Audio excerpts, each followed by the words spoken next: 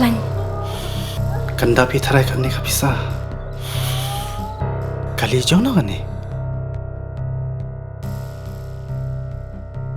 Ba, ka hospital te kala jingai nang ni. Binti aswa hang ni hadu nda de por kamu.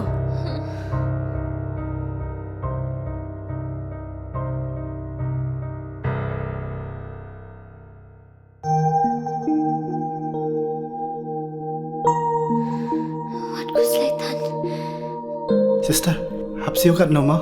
Kasurkar kalau siulut iki jing separo. Namar man ka way pa ka way ka minsim ka long ka bakordor.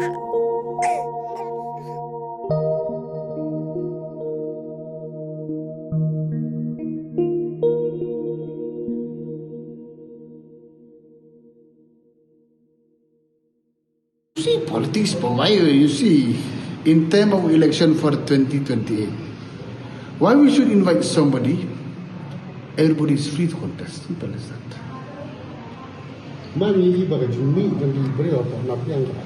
No, you are wrong.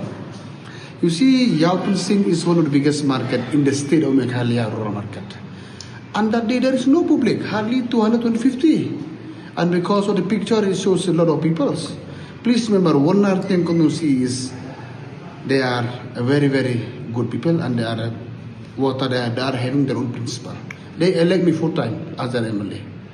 Please remember, not right now, they keep changing every now and then. Do you see practically nga kwa? Uyele udon ba em? Nen ba na? Masang baharu yelehi, udah dalam pawe melehi. Uyu di pirun saya yelehi, ubi di pirun saya yelehi, ubi pirun saya yelehi. Tangkau ingat nong kekondusi juga la penyelek ununu bakwa teh ngam la berkang. Why they need to seek permission from me? I am not the owner of that kondusi. I'm the MLA of that kondusi. Anybody who can't come, no problem. You see, there is no challenge at all in 2028. The people of the state, they know whom to vote, where to vote. Working with BHP together is, you know very well, the ideology is different, point number 1. And of course, we'll be getting development from the central governments. But do you feel that the BJP is trying to get into... Not at all. Not at all. BJP will get their own seat as usual only, maybe plus minus. And NPP, I think as of now we are more than 30, so we'll be able to retain the same seat only. No, for about this company election or this by-coming election or this Lok Sabha by-election, which is yet to come. So we from the party side, along with the candidate and along with the party workers across the 36 constituency, we are preparing it very well. And also we are trying to work very hard to make sure that at least Dr. deilang like should come with a good and with a good majority. So as of now, we are separate all our 36 constituencies. So our party workers, they are on the field right now. So we are trying to work very hard so that at least we will win this coming election. What about anti-incumbency? You see, anti-incumbency is always there as a government, but our country is fresh. There is no anti-incumbency against it.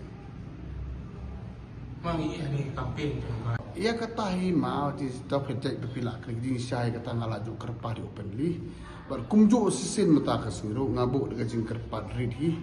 Nakaliang juga personally, nakaliang juga party jomi on behalf of NPP. Nga request si kita iba juga state kamtam ni, hindi the whole state. No, ia kini kita sih tu si. Ngi kerpa tak berburom bar ke bas ngawrit, sang bah ailat dengan NPP. Kani kenti bin ya UN MP nak NPP kena bin lak menteri bah susu. Nama ada pisau tu le yo job do jong ke NPP. Ini dah nak sorkar ke state, tu kumju ada leader ni anak NDA. Terai baru ipai ba ke expect ngilak mendeliver kampah kepada bar central scheme dan nak gay baroi. Yes, obviously. In what way you know for the last 2020 NPP vote share is more than the other political parties. Simple as that.